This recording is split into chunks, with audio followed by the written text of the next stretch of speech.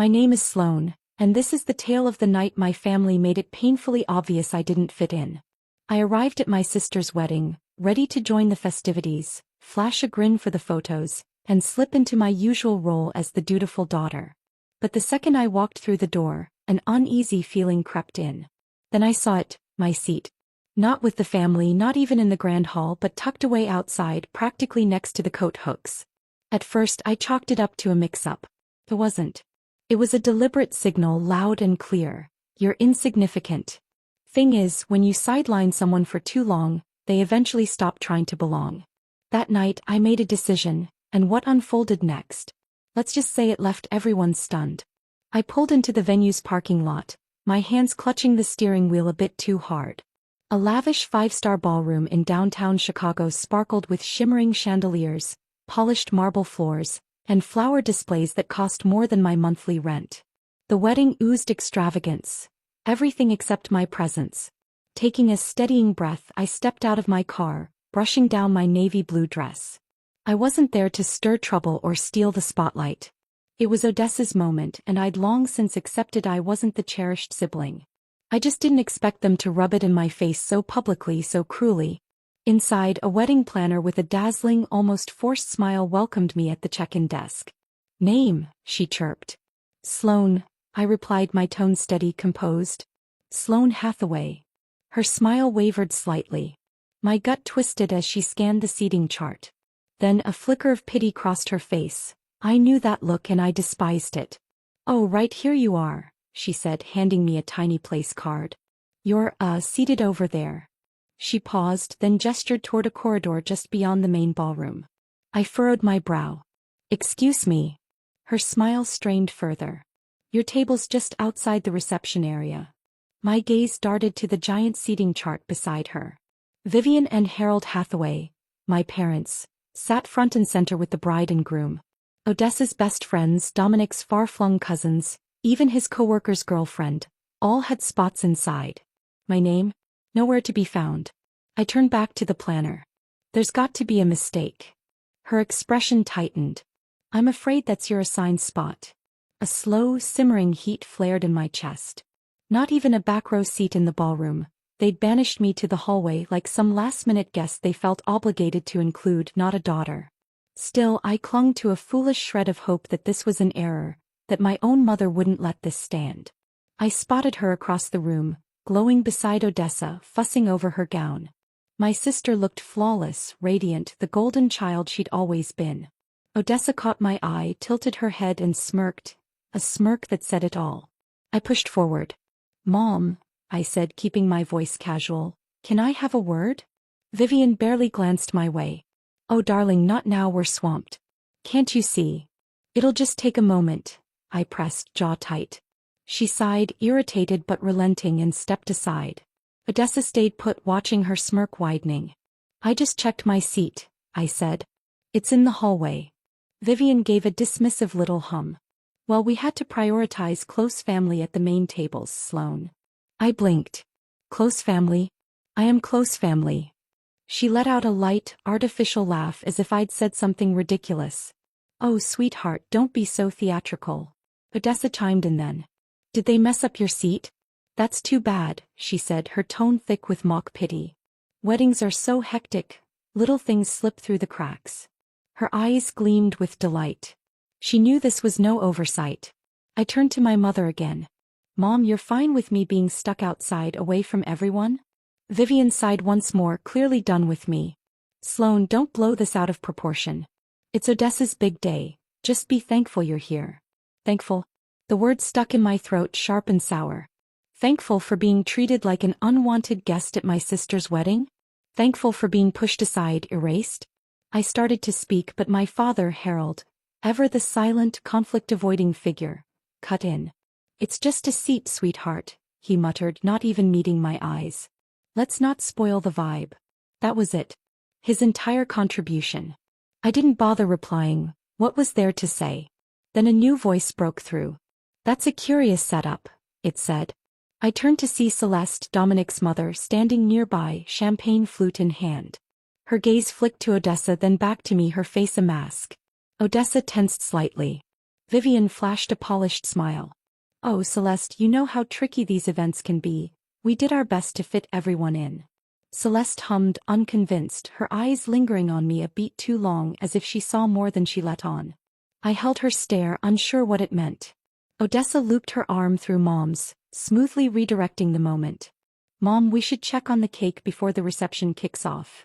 And just like that, I was invisible again. The ballroom buzzed with joy. Laughter, clinking glasses, music. A party I was physically present for but excluded from. I walked away, my pulse pounding, not toward that pathetic table in the hallway. I glanced at the place card in my hand, my name in delicate script, flipping it over once, twice before setting it down on a passing tray. If they thought I'd just swallow this, they were dead wrong. I stood in the dim hallway, back against the chilly wall, fingers digging into the fabric of my dress. The sounds of celebration, cheers, glassware, faint melodies, drifted from the ballroom, a world I'd never truly been invited into.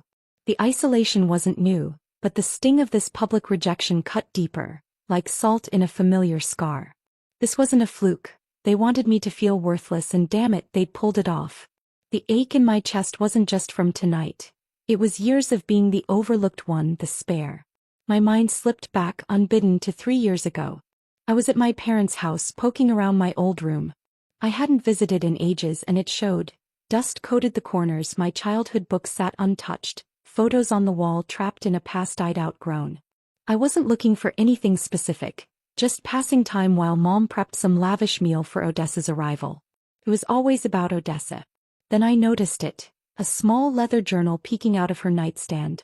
I almost left it alone, but its careful placement tugged at me. I opened it. Page after page, it was a shrine to Odessa. Her birthdays, her triumphs, her struggles, her favorite dishes, her old friends' names, even a catalog of gifts she'd adored or pretended to like. I kept turning pages, hunting for a trace of myself. Anything. There was nothing. Not a word, not a thought, not a single mark about me. It was as if I'd never been her daughter. I stood there, clutching that journal until my hands hurt, a lifetime of suspicion suddenly proven true. When Mom walked in, she barely flinched. "Oh, you've always been so independent. I never had to fuss over you like Odessa," she said, as if that excused it, as if it wiped away years of being ignored. She'd chronicled Odessa's every breath but couldn't spare a line for me. That was when I knew I'd always been on my own. The present snapped back, Odessa's laugh cutting through the air like a shard of glass. That journal's weight still pressed on me. I glanced at my assigned table. The insult, the spite, the sheer meanness of it. If they wanted to hammer home my place, they'd succeeded. I took a sharp breath, peeling myself off the wall. If my family had already written me off, maybe it was time I leaned into it. I moved toward the ballroom, thoughts racing, but before I reached the entrance, I spotted Dominic. He stood near the bar, whiskey in hand, though he wasn't drinking. His eyes didn't sweep the room with the confidence of a groom basking in his day. They were fixed, uncertain. Then they found me. He let out a slow breath, pushed off the counter and approached. "Sloane," he said, his voice level but laced with something else. I raised an eyebrow. "Dominic." For a moment we just stood there, the wedding swirling around us. Guests toasting, dancing, oblivious to the cracks beneath it all. He shifted, rolling the glass in his hand, then glanced over his shoulder at Odessa, radiant as she held court. When he looked back, his jaw clenched. There was doubt, hesitation. "Sloane," he said, quieter now, "I know we've barely spoken, but can I ask you something?" I tilted my head. "Depends. Is this small talk or something real?" He didn't crack a smile, didn't play it off. Something in me stirred. He sighed, rubbing his temple like he already regretted this. "Does your sister ever talk about me differently when I'm not around?" There it was, the question that peeled back the facade Odessa had built for him. For a heartbeat I thought about dodging it, maybe to shield him, maybe because spilling the truth here felt risky. But then I remembered my seat, Odessa's smirk, Mom's brush-off, and who my sister really was. I nodded at his glass. "You might want to drink first." He stiffened, then tipped the whiskey back, draining it in one go. "Dominic," I said, choosing my words, "I don't think you know Odessa as well as you assume." His jaw tightened. "I was worried you'd say that." Silence hung between us, heavy and tense. "She's been off lately," he admitted, voice low, tinged with frustration. "Controlling. Hiding things she doesn't want me to notice." My stomach nodded. Of course she was. Before I could answer, Celeste appeared, gliding toward us. Her face was calm, but her eyes were piercing, assessing. Odessa's new mother-in-law, the one person here with more sway than she had. She stopped before Dominic, glancing at me briefly before focusing on him. "Darling," she said silkily, "you should take a look at this." She handed him her phone. He took it, scrolling, his expression shifting, confusion, then clarity, then something darker. Odessa's messages, to friends, her stylist, people who shouldn't know her true colors, laid bare her heart, cold and jagged. Brutal, petty, vicious words. She'd trashed Celeste, called her overbearing, manipulative, a wealthy relic who should just fund her life and stay out of it. Odessa's voice echoed in the messages, bragging about molding Dominic into the husband she demanded, a puppet she could bend because he was so eager to outshine his father's shadow. Then came the ugliest jab, her laughter, cold and smug, about how simple this marriage would be. Dominic's family had the cash and all she needed was to act the part until she could drop the mask. Dominic's fist tightened around the phone. Celeste observed him, her gaze steady. "Your bride-to-be doesn't just resent me, Dominic," she said, her tone smooth yet cutting. "She's been plotting to leash you from the start." He swayed as if the ground beneath him had split. I stayed silent. This wasn't my scene to steal, it was his. I just watched as his face morphed from uncertainty to fury. The wedding rolled on, but its core was already fracturing. And what came next, behind closed doors, would shift everything. We were guided into a private lounge, the air thick with a restless edge that prickled the skin. Odessa stood at the heart of it, poised and pristine, or at least pretending to be. Celeste lingered by the doorway, arms folded, her lips a tight, inscrutable line. Dominic hovered near the bar, his whiskey ignored, his posture stiff. Vivian, predictably, was already in motion, her voice smoothing over the cracks. "This is just a mix-up," she insisted, her smile thin and brittle. "Weddings stir emotions. Let's not blow a little family friction out of proportion." Celeste sliced through her words. "Friction?" she echoed, eyes sharpening. "Vivian, this isn't friction. It's a reckoning." Odessa let out a sharp, mocking huff, crossing her arms over her glittering gown. "You've seriously dragged us here for this?" She spun toward Dominic, her tone syrupy. "Baby, tell me you're not buying this nonsense." He didn't respond, didn't even glance her way. Vivian reached for his arm, softening her voice. "Dominic, honey, you have to see, Odessa's been overwhelmed. Planning this was brutal. People say things they don't mean." Celeste's mouth twitched upward. Odd, because she sounded crystal clear when she talked about owning him. Odessa's jaw locked, but before she could snap back, Harold's voice cut through, and the room froze. "Vivian, enough." His words were soft but landed like a thunderclap. My mother blinked, startled by the interruption. My father wasn't one to speak up, wasn't one to step in, but tonight something had shifted. "You've shielded Odessa her whole life," he said, his tone heavy, weary with a truth I couldn't pin down. "And look what she's become." Odessa gasped, genuine shock flickering across her face. "Dad, you're siding with her?" Harold ignored her, turning to me instead. "Sloane's been right all along." The words hummed in my ears, stealing my breath. Vivian flinched as if struck. "For the first time my father chose me." She shook her head, a nervous laugh spilling out like this was some absurd error. "Harold, don't be silly." But Dominic spoke before he could stop himself, his voice rough, like he'd just woken to find a stranger beside him. "Odessa's a liar." Her face blanched.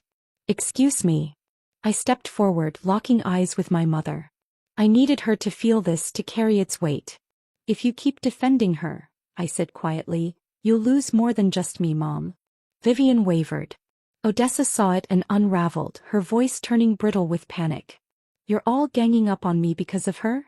Celeste sipped her drink, exhaling slowly before landing the killing blow. "We're done with you because we see what you really are." Odessa flinched, her breath stuttering, her gaze darting between us. She'd always held the reins until now. A cornered beast fights hardest, and Odessa wasn't about to surrender quietly. The lounge buzzed with a taut electric charge, so thick no one dared move, as if a single twitch might ignite it. She stood rigid, her breaths shallow, fingers digging into her gown until the fabric strained. She was slipping and she knew it. Vivian gripped her arm, whispering, "Odessa, stop." But she couldn't. wouldn't. Across the room, Dominic's silence outweighed any words, crushing the fragile empire she'd built. I glanced at him, the man who'd just vowed eternity to her, and saw not just doubt but disgust. A spark of grim satisfaction flared in me, though I buried it. This wasn't done. Odessa exhaled hard, then turned on me, eyes narrowed. You think you're so clever, don't you? Her voice was low, steady but trembling beneath. I met her stare. I don't think, Odessa. I know. Her lips twisted, not a smile but something jagged, fragile. You've always envied me. It was so laughable, so rote, I nearly smirked. Instead I tilted my head. Envied what? That you twist and deceive just to keep people close. I gestured to Dominic, Celeste, our parents. Look around, your kingdom's crumbling. Her jaw clenched and I went for the jugular. You played your hand well, I said, voice calm but piercing, but you missed one detail. I've always seen through you. She flinched, a faint crack in her armor. Vivian inhaled sharply, she knew I wasn't bluffing. I stepped closer, my tone soft but firm. I know about the cash, the messages, the venom you've spewed about your own husband. I glanced at Dominic. About his family. He stiffened. Odessa's color drained, and for once Vivian begged me. Sloane, she whispered, hands trembling, eyes wide, she's still your sister. You don't have to. I paused just for a heartbeat, not out of pity, but because my mother had never looked at me like this, desperate, afraid. It passed. If our places were swapped, Odessa wouldn't blink, and she proved it. You're all turning on me because of her, she shrieked, voice splintering, hands shaking. She's always been spiteful, always hated me, and now you'll trust her over your own flesh and blood? Celeste sighed, lifting her glass. We're done because we see you plain as day. The words struck like a whip. Odessa's mouth gaped, then shut. She turned to Dominic, her last lifeline, voice quaking. You don't believe them, do you? His silence was her execution. Her panic surged and she lunged at me, fury twisting her face. But I didn't budge, I didn't need to. I wasn't afraid anymore. She was the one breaking and everyone saw it. Her hand sliced through the air, wild and reckless, but before it landed, Celeste stepped in. Odessa crashed into her, stumbling back, gasping. Her own momentum betrayed her, sending her staggering into the ballroom's entrance. The music stopped. Conversations died. Every guest turned toward the chaos spilling out before them. Odessa, the flawless bride, the adored star, stood there unraveling, breathless, her anger warping her into something raw and unrecognizable. She blinked, too late to realize this wasn't private anymore. It was a spectacle. She whirled toward Dominic, frantic. You're my husband, she cried, voice high and brittle. You have to back me. He exhaled, exhaustion etched into his features. I don't think I ever knew you. The words sealed her fate. She staggered, shaking her head wildly. No, you don't mean that, you love me. But his eyes were vacant, not furious, not even wounded, just finished. Then without a sound he reached into his jacket and pulled out a slim envelope. My breath caught, I knew what it was.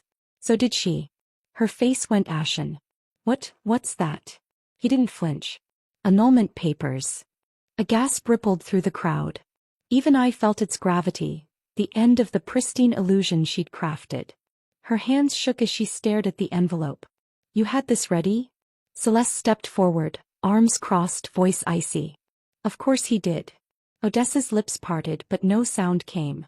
Then Celeste twisted the knife. You were never going to join this family.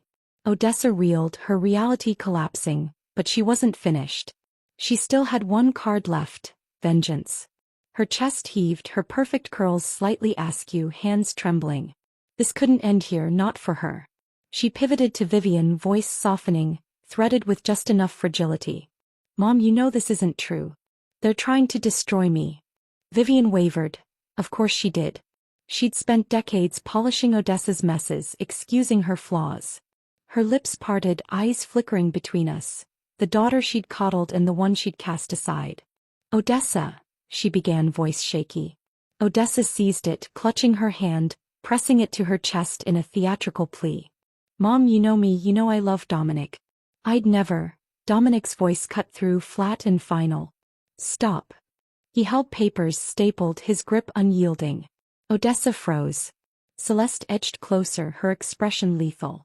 Go on, Dominic, she said silkily. Read it. His jaw tightened, then he spoke eerily composed. Odessa Hathaway contacted a divorce lawyer 1 month before the wedding. A collective inhale tore through the onlookers. My stomach sank, not from surprise but from the sheer depth of it. He pressed on. You were set to ditch me, he said, each word deliberate, slicing, the moment you tapped into my fortune. The papers quivered in his hand, but his tone didn't falter. Odessa paled. That's not. Celeste let out a dry, unimpressed chuckle. Oh darling, don't bother. That's a legal record. Those don't lie. Her composure shattered, the room spinning beyond her grasp. Dominic stepped closer. Was any of it real, Odessa? His voice was raw, not raging, just drained. Did you ever care, or was I just another trophy to parade? Her lips trembled, her eyes darted for an ally. Anyone. Then on instinct she turned on me. This is your fault, she hissed, voice rising, breaking. You've always been jealous. It was the same old line, but this time it didn't touch me, I didn't care. I didn't bite back, didn't fuel her. I just looked at her. No, Odessa. This is who you've always been. Her breath hitched. I stepped forward, voice low, steady. You scheme, you deceive, you drain everyone around you, and when it falls apart you point fingers anywhere but at yourself. Vivian gasped faintly, as if the truth had finally pierced her. Odessa shook her head fiercely. No, that's not. Mom, tell her she's wrong. But Vivian didn't budge, just stared. For Odessa, that silence cut deeper than any rebuke. She stumbled back, realization dawning, she was alone. No one stepped up, no one defended her for the first time ever. As the weight of her choices sank in, she saw only one path: vanish. But not yet. Her breathing was ragged, her face pale under the ballroom's glow. She scanned the room for a lifeline. None came. Guests watched, mute, some murmuring behind hands, others avoiding her gaze. Even Vivian, her fiercest champion, stood speechless. Odessa retreated a step, her nails biting into her palms. Then she laughed, a hollow, jagged sound, not of triumph but of defiance against defeat. You all think you're above me, she sneered, voice unsteady. Just wait, you'll be nothing without me. No one moved, no one countered her. She gritted her teeth, shaking her head as if she could rewrite the moment. Our eyes locked. I stepped closer, not out of spite, not pity, but because she needed to hear this. For once she looked diminished. You spent your life making sure I felt unseen, I said, voice firm, unshaken. But look around, Odessa. You're the one fading now. She blinked, a crack splintering through her mask. Then she buried it, stepping back, laughing again. Empty, brittle. No, you don't get to do this, she spat. You don't get to play the victor here. I exhaled slowly. She still didn't grasp it. This isn't a game, Odessa. It's just what's real. Her mouth opened but nothing emerged. She turned to Vivian, who stood with arms wrapped tight around herself, lips parted, eyes glistening. Not for Odessa, not for me, but for the wreckage she'd enabled. She looked at me, truly looked, and I knew she saw it. The harm, the decisions, the fallout. Too late. I wouldn't linger for the ruins. I took a breath, squared my shoulders and headed for the exit. No grand words, no backward glance, just a quiet, resolute choice.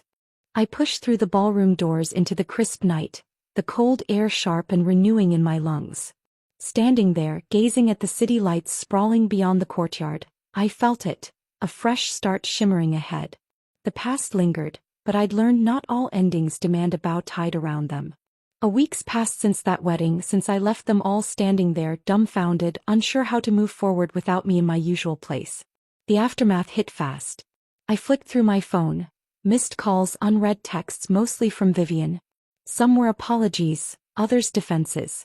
Vivian Hathaway doesn't know defeat, doesn't know a world where I'm not chasing her nod. Odessa? Silent. No posts, no veiled hints, no polished facades. She's vanished from the spotlight, like a dethroned ruler fading from the scrolls.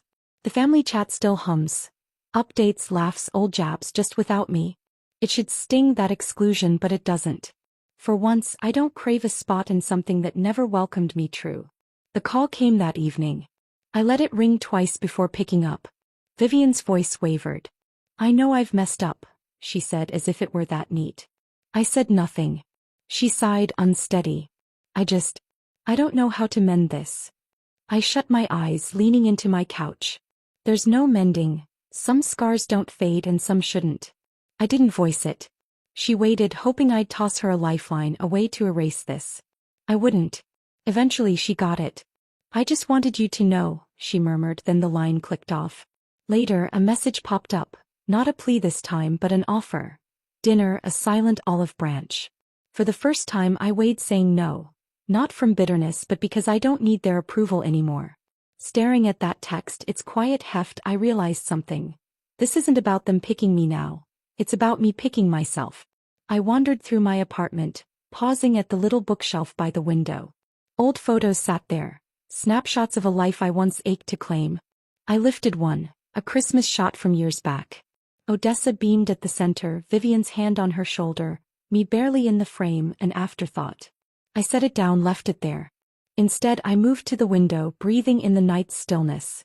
The city unfurled before me, vast, brimming with potential.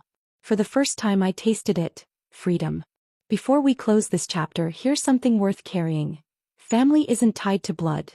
It's about respect, about valuing yourself, about refusing to grovel for a place at a table never set for you. I spent too long believing love was a prize to win, that if I tried harder, stayed smaller, gave enough, they'd notice me, choose me. But here's the real deal. Sometimes the bravest move, the truest strength, is walking away.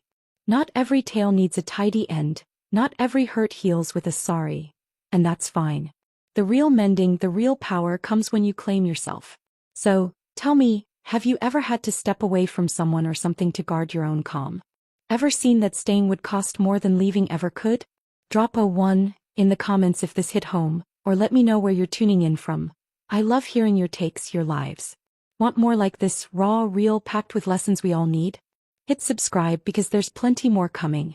Thanks for sticking with me, and remember, choosing yourself isn't selfish, it's how you survive.